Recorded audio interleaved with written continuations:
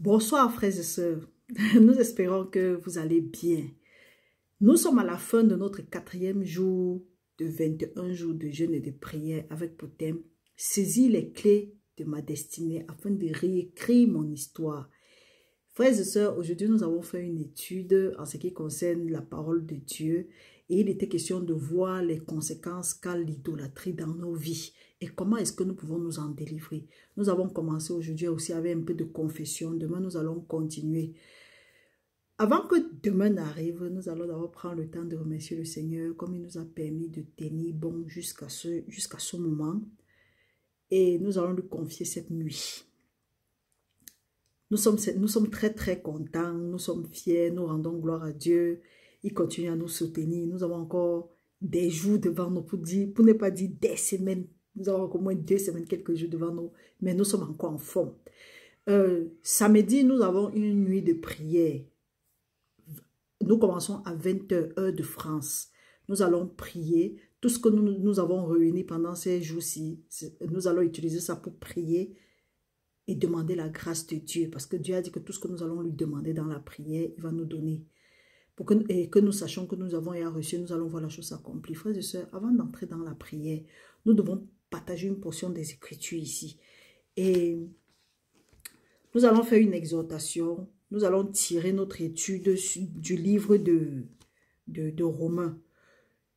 Et ensuite de 1 Corinthiens, chapitre 10, au verset 13. Frère, je sais que nous sommes nombreux à traverser des moments très très difficiles.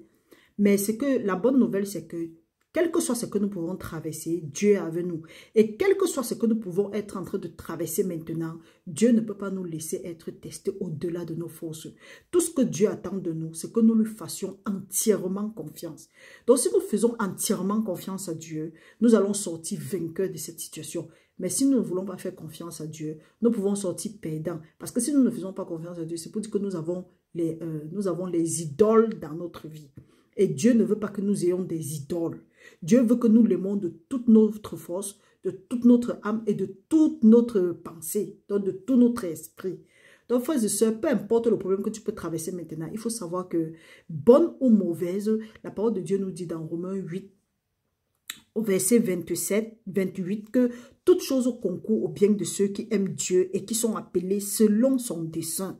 Donc, mon frère, ma soeur, ça peut être mauvais ce que tu traverses maintenant, ça peut être bien. Si c'est mauvais, ne dis pas que oh, pour toi est fini. Parce que Dieu va changer cette situation-là en ta faveur. Dieu veille sur sa parole pour l'accomplir et Dieu est miséricordieux.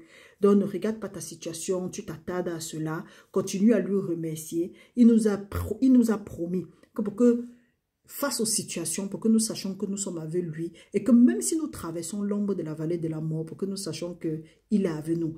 Lisons une portion des Écritures et nous allons voir comment est-ce que, peu importe les situations que nous pouvons traverser, Dieu est avec nous. Allons d'abord à 1 Corinthiens, chapitre 10, du verset 14, du verset 13 au verset 14. La parole de Dieu nous dit: aucune tentation ne vous est survenue qu'il n'ait été humaine.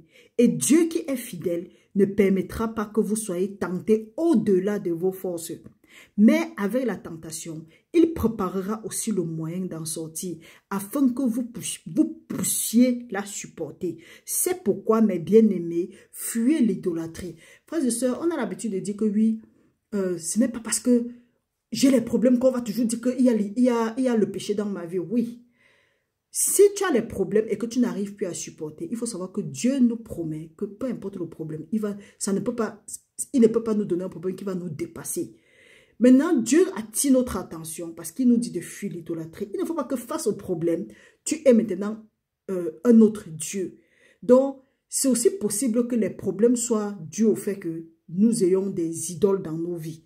Mais Dieu ne veut pas ça. Dieu veut qu'à travers ces problèmes-là, que nous sortons plus forts que jamais. Et il nous dit que peu importe ce que nous pouvons traverser, il est avec nous. Donc, allons maintenant lire dans Romains chapitre 8, à partir du verset 29. Oui, nous allons lire à partir du verset 31. La parole de Dieu dit: que dirions-nous donc à l'égard de ces choses? Si Dieu est pour nous, qui sera contre nous? Lui qui n'a pas épargné son propre fils, mais qui l'a livré pour nous tous. Comment ne nous donnera-t-il pas aussi toutes choses avec lui? Qui accusera les élus de Dieu? C'est Dieu qui justifie. Qui les condamnera? Christ est mort bien plus. Il est ressuscité. Il est à la droite de Dieu et il intercède pour nous.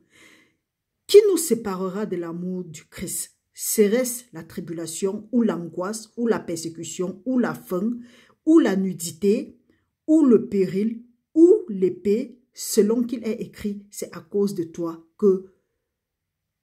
qu'on nous met à mort tous les jours, qu'on nous regarde comme des brebis destinées à la boucherie. Mais dans toutes ces choses, nous sommes plus que vainqueurs par celui qui nous a aimés. Frères et sœurs, peu importe ce que tu peux traverser, si c'est même la famine, n'importe quoi, viens. Dieu a dit qu'il va pouvoir à nos besoins. Donc mon frère, je veux juste t'encourager à rester ferme dans la foi. Peu importe ce que tu es en train de traverser, Dieu est avec toi. Reste béni au nom puissant de Jésus-Christ.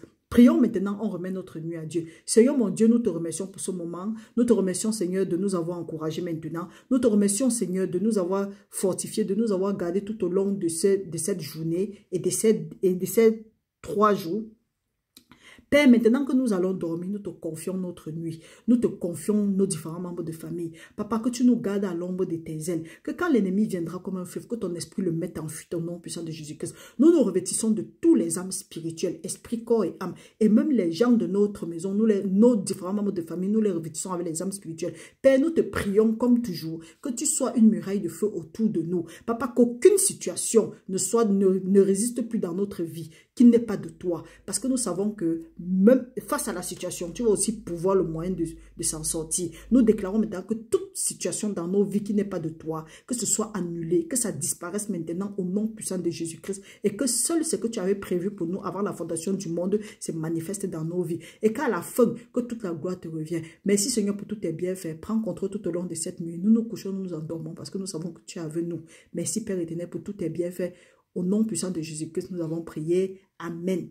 Frères et sœurs, nous avons fini le dernier jour. Dormez dans la paix du Christ. Restez fortifiés, restez bénis. Que les anges de l'Éternel campent autour de nous pour nous arracher de tout danger. Que le spectre de la méchanceté soit brisé de nos vies à partir de maintenant et pour l'éternité. Au nom puissant de Jésus-Christ. Amen.